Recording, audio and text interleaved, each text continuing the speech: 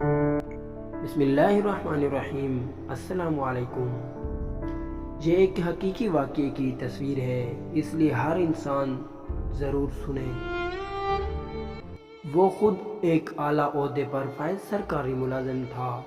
اس کے 3 بیٹے تھے، تینوں سونے کا چمچ منہ میں لیے پیدا ہوئے اور شاہانہ زندگی گزارتے رہے۔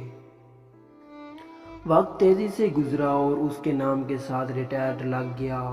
عہدے کی مدت ختم ہوئی، ریٹائرڈ ہو گئے اور اب زندگی کا سفر انتہا کی طرف چل پڑا۔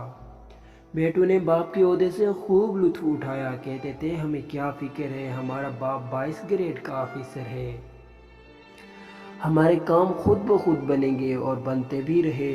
ایک ٹیلی فون کال پر سب کچھ قدموں میں حاضر ہو جاتا تھا۔ پھر وہ دن آ گیا جب بیٹے یہ بھول گئے کہ یہ وہی باپ ہے جس کے نام و عہدے کی وجہ سے لوگ ہمیں سر کہتے تھے۔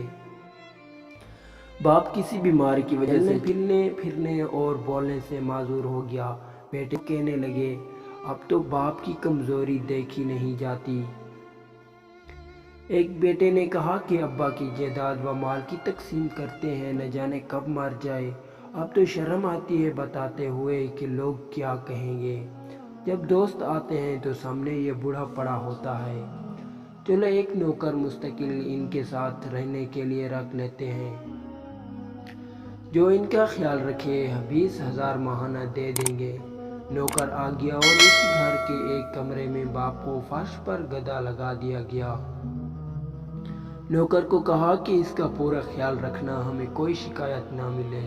بیٹوں کی شادیاں ہوئی، ایک نے گرمی کی چھٹیاں گزارنے فرانس کا پروگرام بنایا اور دوسرے نے لندن اور تیسرے نے پیرس کا، اور ہر جگہ اپنا تعارف 22 گریڈ کے آفیسر کے بیٹے ہونے سے شروع کرتے۔ نوکر کو تاکید کی کہ ہماری 3 ماہ بعد واپسی ہوگی، تم بابا کا پورا خیال رکھنا اور وقت پر کھانا دینا۔ جی اچھا صاحب جی، سب چلے گئے۔ وہ باپ اکیلا گھر کے کمرے میں لیٹا سانس لیتا رہا، نہ چل سکتا تھا، نہ خود سے کچھ مانگ سکتا۔ نوکر گھر کو تالا لگا کر بازار سے بریڈ لینے گیا تو اس کا ایکسیڈنٹ ہو گیا اور لوگوں نے اسے ہسپتال پہنچایا اور وہ کومے سے ہوش میں نہ آ سکا۔ بیٹوں نے نوکر کو صرف باپ کے کمرے کی چابی دے کر باقی سارے گھر کو تالے لگا کر چابیاں ساتھ لے گئے تھے۔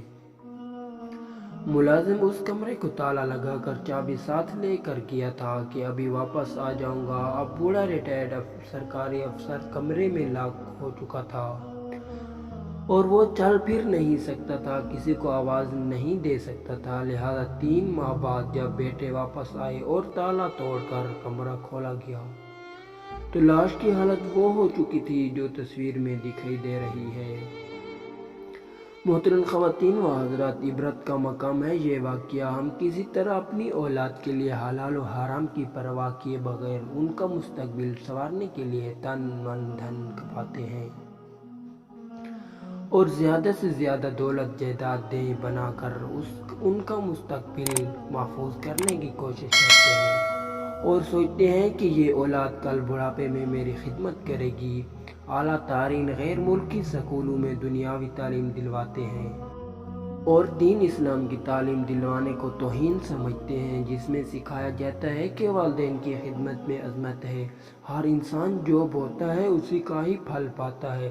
ہمیں بھی سوچنے سمجھنے کی اشد ضرورت ہے کہ ہم اپنی اولاد کو کیا تعلیم دلوا رہے ہیں، کہیں ہمارا حال بھی ایسا تو نہیں ہونے والا۔ سوچئے گا ضرور اور کامنٹس میں بھی ضرور بتائیں۔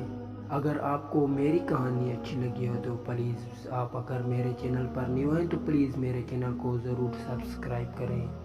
ملتے ہیں نیکسٹ کہانی میں۔